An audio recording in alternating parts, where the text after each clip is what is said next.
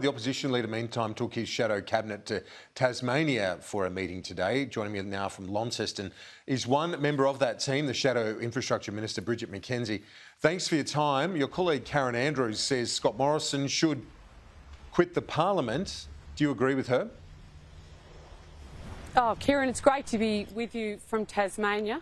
And the topic of discussion's obviously been our Westminster Conventions, how important they are to our democracy, how important ideas and processes around ministerial accountability and responsibility are fundamental to our democracy and how they've been developed over many, in some cases, centuries.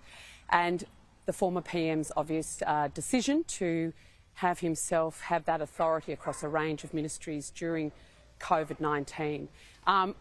As you mentioned in your earlier package, it was a record response. We're the envy of the world in terms of the decisions our government made in unprecedented times. There were NSC meetings, ERC meetings, cabinet meetings where we were very, very concerned about tens of thousands of Australians dying and what the fallout, not just for our own nation, but across the world would be. And so the former PM made those decisions. He's obviously made an explanation on his Facebook today about the reasonings behind those decisions. And the government has now called, obviously, for legal advice. I think they're receiving that Monday, so there'll be more to see here. But in terms of Karen Andrews' call for him to resign, I don't agree. The Australian people voted at the last election for a new Prime Minister, being Anthony Albanese. That is their right, and we respect their decision. The people of Cook voted for Scott Morrison to be their local MP for this parliament, and it is their right to do that, and we respect their decision.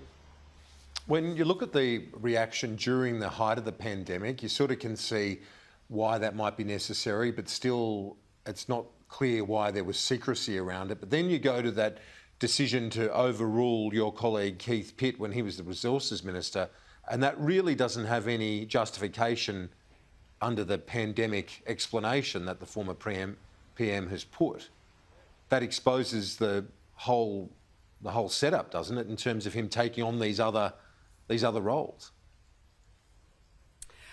Yeah, look, Kieran, I think the former Prime Minister obviously goes to his decisions about using that administrative instrument in the case of former Minister Pitt around the resources industry and the PEP 11 decision. I think that, I'm not going to comment, obviously, on specific cases. That's a matter for the former Prime Minister and Minister Pitt. I wasn't in Cabinet at the time that was occurring. But I do know from my own personal experience that one of the conventions that underpins our system of government is that where there are irreconcilable differences between a Prime Minister, where a minister can't abide by a cabinet decision or there's a loss of confidence in either party, that, the minister needs to consider their position. So, this has got a long way to play out yet. Revelations are only being made in the last couple of days, and as we've seen from the commentary and the responses from ministers at the time, who knew what when is going to be part of following discussions. But do you feel uncomfortable with the way that this was managed by the former Prime Minister, in that there was so much secrecy around him taking on those other roles, even if they were dormant, as he effectively argues today via that statement?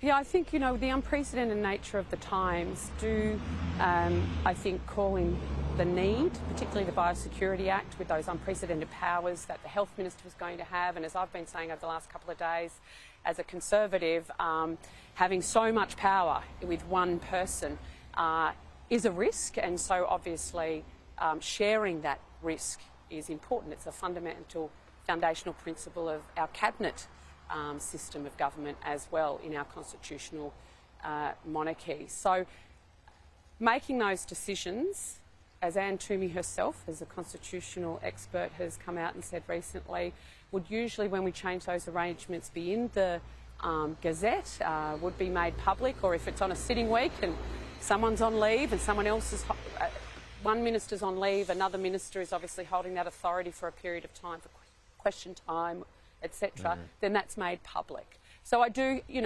think that transparency is important. It's important for us to be publicly accountable at all times. Joining me from Launceston, Bridget McKenzie, thank you. Appreciate your time. Always a pleasure, Kieran.